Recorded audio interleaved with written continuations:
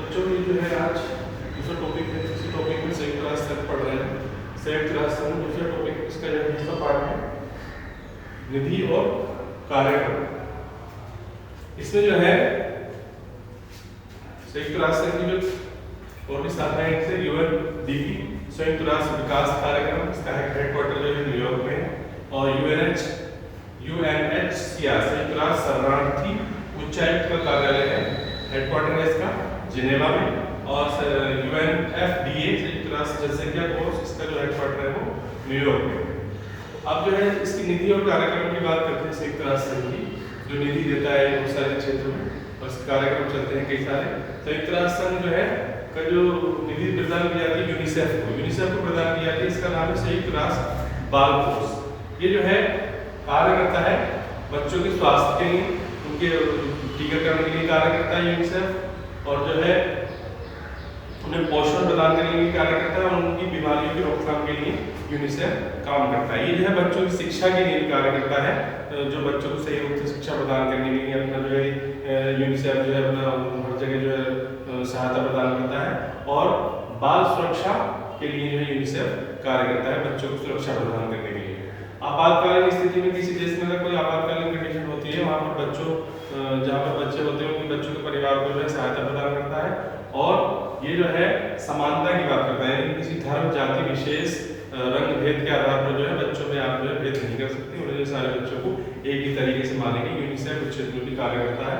उसके अलावा बच्चों के अधिकारों की, जो बच्चों के अधिकार हैं उनके क्षेत्र में उनको जो है जागरूकता प्रदान करता है, और जो है बच्चों की जो है वकालत करता है बच्चों के अधिकारों को प्रदान करने के लिए।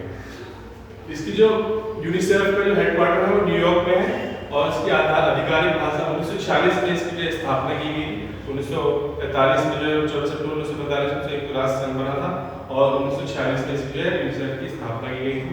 इसकी जो आधिकारिक भाषाएं हैं वो है अरबी, चीन, अंग्रेजी, फ्रेंच, रूसी और स्पेनिश इसकी जो है आधिकारिक भाषा है। इन भाषाओं में जो है इसकी जो आधिकारिक भाषाएं कहलाती है। अब जो है दूसरा क्षेत्र है यूएनईपी। यूएनईपी जो है संयुक्त राष्ट्र पर्यावरण कार्यक्रम है, जो पर्यावरण के क्षेत्र में पर्यावरण को सुरक्षा प्रदान करने के लिए, पर्यावरण को संरक्षण प्रदान करने के लिए कार्य कर रहा है, क्योंकि पर्यावरण जो है एक जो है बहुत बड़ी मतलब समस्या है। पर्यावरण प्रदूषित हो रहा है, पर्यावरण अगर प्रदूषित होगा तो आने वाले समय में बहुत सारी परेशानियां आने में दिखाई देंगी। इसलिए जो है संयुक्त राष्ट्र संघ इसमें जो है बहुत पहले से ही कई सारे कार्यक्रम चला रहा है। उसी के क्षेत्र में इसने इसकी स्थापना की थी। इसका संस्थापक था संयुक्त राष्ट्र महासभा के द्वारा इसकी स्थापना की गई, और स्टॉकहोम सम्मेलन में इसे 1972 में सुचारू रूप से जारी किया गया। इसका हेडक्वार्टर जो है नैरोबी में है, और नैरोबी केन्या में है, साउथ अफ्रीका में। इसे जो है यूएनईपी और विश्व मौसम विज्ञान संगठन के द्वारा 1988 में अंतर्राष्ट्रीय जलवायु परिवर्तन पर अंतर्राष्ट्रीय पैनल के माध्यम से इसे जो है एक जो है सुचारू रूप से चलाने का कार्य किया गया। इसमें जो है 9 बहुपक्षीय पर्यावरण समझौते किए गए हैं, जो ये है यूएनईपी के माध्यम से। सबसे पहला है जैव विविधता सम्मेलन। जैव विविधता सम्मेलन में क्या है, ये हुआ था रियो शिखर सम्मेलन हुआ 1992 में, और ये है जो इसमें 2 जगह हुआ था, एक तो है नगोया में हुआ था और एक होता है कार्टाजेना में। तो जो नगोया में हुआ था वो था आनुवांशिक संसाधनों तक पहुंच, जो आनुवांशिक संसाधन है उन तक पहुंच किस तरीके से पहुंचा जाए। दूसरा था आनुवांशिक संसाधन को खतरनाक राशियों तक किस तरीके से पहुंचा जा सके। उसके बाद है CITES अंतर्राष्ट्रीय व्यापार और वन्य जीवों पर वनस्पतियों की लुप्त प्राय प्रजातियों पर सम्मेलन, यानी जो भी जो अंतर्राष्ट्रीय क्षेत्र में जो भी वन्य जीव हैं और जो भी वनस्पतियां हैं वो विलुप्त हो रही हैं पर्यावरण में बदलाव की वजह से, तो उन पे जो है चिंता व्यक्त की गई, और उनसे जो है उनको किस तरीके से बचाया जाए जो विलुप्त ना हो, इसके लिए सम्मेलन किया गया। इसका जो सचिवालय है वो जिनेवा में है, स्विट्जरलैंड में, और इसकी स्थापना हुई 1963 में।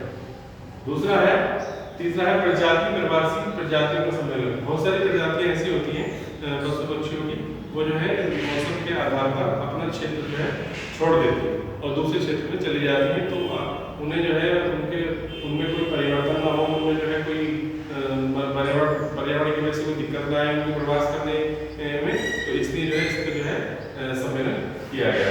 चौथा है वियना सम्मेलन। ये ओजोन संरक्षण 1985 में इसका जो है सम्मेलन किया गया था। ओजोन संरक्षण, ओजोन परत जो है वो हमारे वायुमंडल में पाई जाती है, यहाँ से लगभग 26-27 किलोमीटर पर, और जो है वो पूरे आवरण को वायुमंडल के घेरे हुए हैं।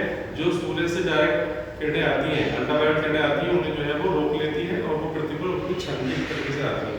अब क्या हो रहा है कि पर्यावरण प्रदूषण की वजह से ओजोन जो लेयर है वो प्रदूषित हो रही है, उसमें जगह जगह क्या हो रहा है, उसमें जगह जगह छिद्र हो रहे हैं, जिसके माध्यम से जो है ग्लोबल वार्मिंग की समस्या पैदा हो रही है। और जो हमारे ग्लेशियर वगैरह जो पिघल रहे हैं, बहुत सारी समस्याएं पैदा होने के आने वाले समय में होने की संभावना है। इसलिए जो है 1985 में ओजोन सर्वेक्षण के संबंध में एक वियना सम्मेलन किया गया। अगला है मिनमाता सम्मेलन। मिनमाता सम्मेलन जो है पारदर्शिता के संबंध में है।